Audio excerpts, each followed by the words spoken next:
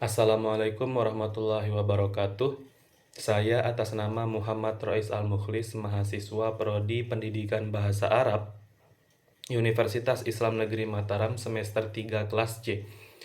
Pada kesempatan kali ini saya akan menjelaskan terkait hasil rangkuman saya dari beberapa jurnal yang membahas tentang 3 corak tasawuf, yakni tasawuf ahlaki, tasawuf falsafi, dan tasawuf irfani.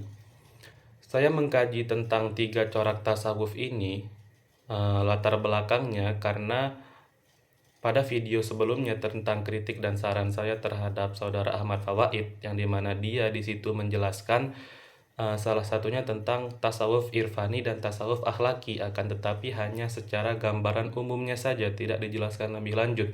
Dan itu menimbulkan rasa penasaran dan membangkitkan rasa keingintahuan saya untuk mengkaji lebih dalam tentang 3 corak tasawuf ini, sehingga saya mencari beberapa jurnal yang terkait. Dan beberapa jurnal yang telah saya kumpulkan dan saya rangkum, saya bagikan kembali pada video kali ini untuk diterangkan. Baik, kita langsung saja ke 3 corak tasawuf: tasawuf akhlaki, tasawuf irfani, dan tasawuf falsafi. Jadi untuk mencapai ma'rifatullah, untuk mengenal Allah, itu dalam tasawuf menawarkan 3 corak. Ada tasawuf akhlaki, irfani, dan falsafi. Yang pertama itu tasawuf akhlaki. Tasawuf akhlaki ini didirikan atau penemunya itu adalah Syekh Abdul Qadir Al-Jailani. Fokus utama daripada tasawuf akhlaki ini adalah penyucian jiwa dengan menggunakan metode pembinaan akhlak secara bertahap. Jadi intinya letak titik fokus di tasawuf akhlaki ini adalah mencapai ma'rifatullah dengan membaguskan akhlak, dengan memperindah akhlak. Jadi untuk mencapai konsep ma'rifatullah menurut Syekh Abdul Qadir Jailani, seorang sufi itu harus melampaui 3 tahapan terlebih dahulu. Yang dimana tahapan pertama itu tahapan takhalli, yang kedua itu tahapan tahalli, dan yang keempat itu tahapan tajalli.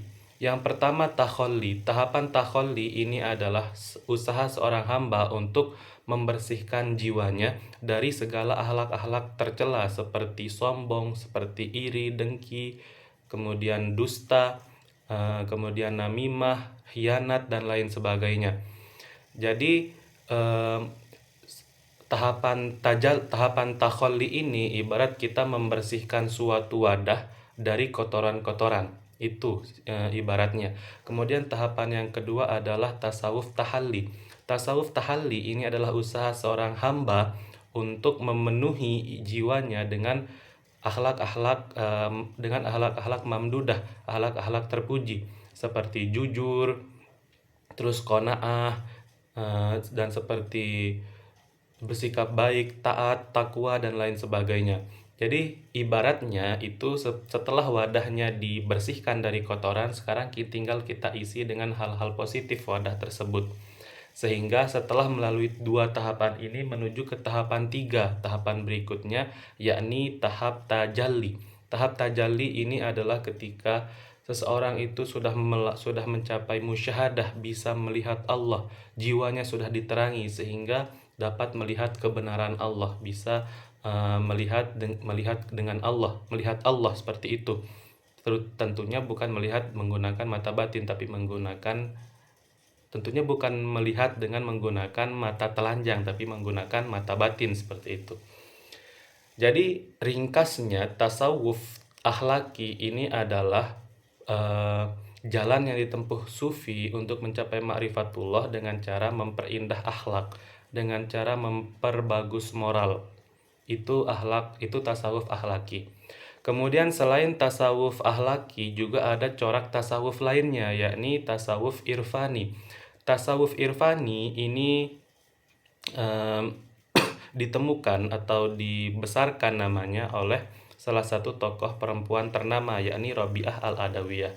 Jadi tasawuf irfani ini letak fokusnya adalah mencapai ma'rifatullah melalui mahabbah, melalui cinta kepada Allah, seperti yang telah dipraktekkan oleh Rabi'ah Al-Adawiyah, yang sudah masyhur bagaimana mahabbahnya beliau kepada Allah Subhanahu wa taala.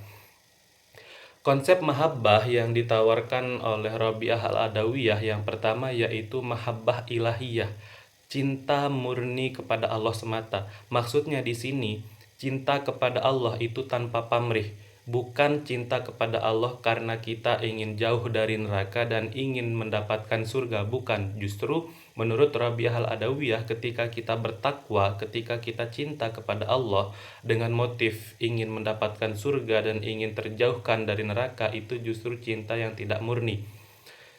Rabi'ah al-Adawiyah di sini menekankan untuk cinta terhadap pamrih kepada Allah Subhanahu wa taala, cinta yang murni karena murni cinta kepada zat Allah, bukan mengharapkan hal-hal lain. Itu mahabbah ilahiyah menurut Rabi'ah al-Adawiyah. Kemudian juga dalam konsep tasawuf irfani, Rabi'ah al-Adawiyah menganggap zuhud itu bukan sebagai wasilah untuk mencapai makrifat, akan tetapi zuhud ini menurut Rabi'ah al-Adawiyah, beliau menganggap sifat zuhud itu sebagai akibat daripada mahabbah. Maksudnya, karena di situ Rabi'ah al-Adawiyah sudah cinta sepenuhnya kepada Allah, karena cintanya dia melakukan zuhud. Dia melakukan zuhud, benar. Dia melakukan zuhud, dia tidak terpengaruh oleh urusan duniawi. Jadi urutannya itu mahabbah dulu baru zuhud. Itu menurut tasawuf irfani. Berbeda dengan tasawuf yang lain, itu zuhud dulu baru mahabbah, karena zuhud ini dianggap sebagai proses dan mahabbah itu hasil.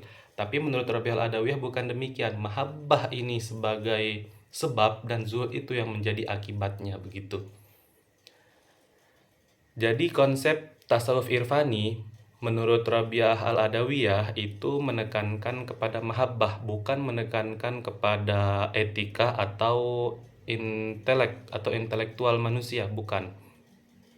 Kemudian corak tasawuf yang terakhir yakni corak tasawuf falsafi, yang dimana penggagas daripada konsep ini adalah Ibnu Arabi.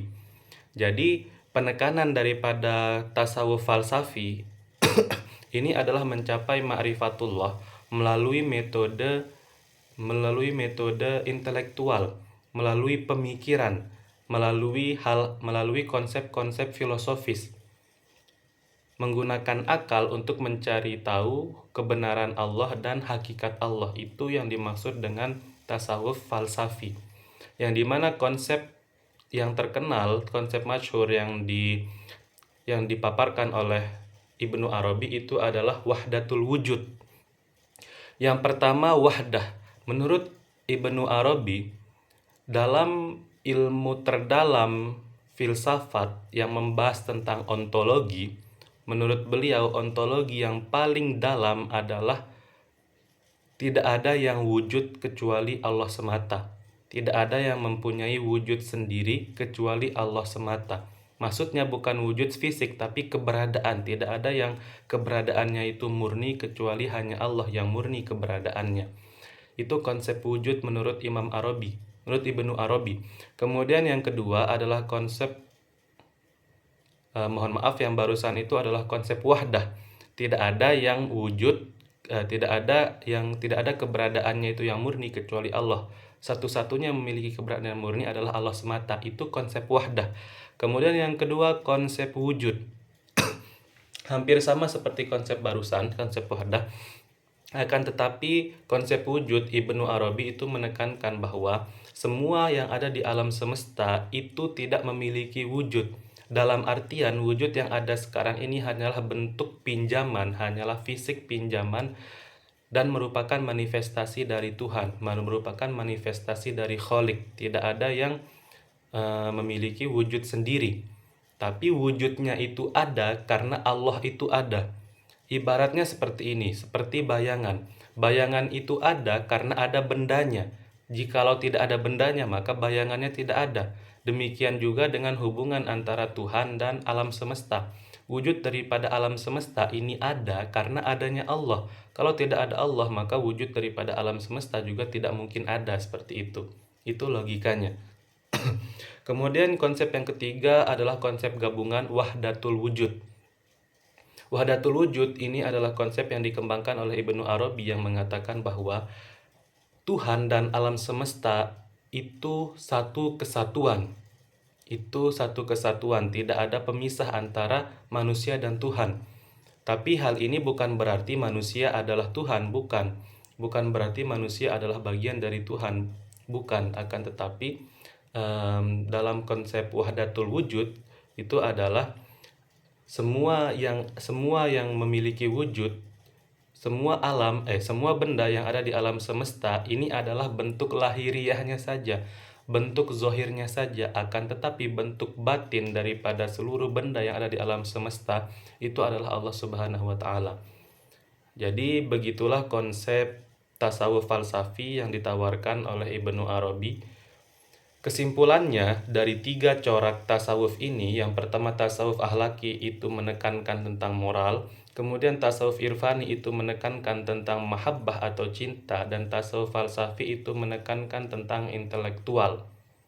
Mungkin sekian yang dapat saya sampaikan, mohon maaf bila ada tutur kata yang salah. Wassalamualaikum warahmatullahi wabarakatuh.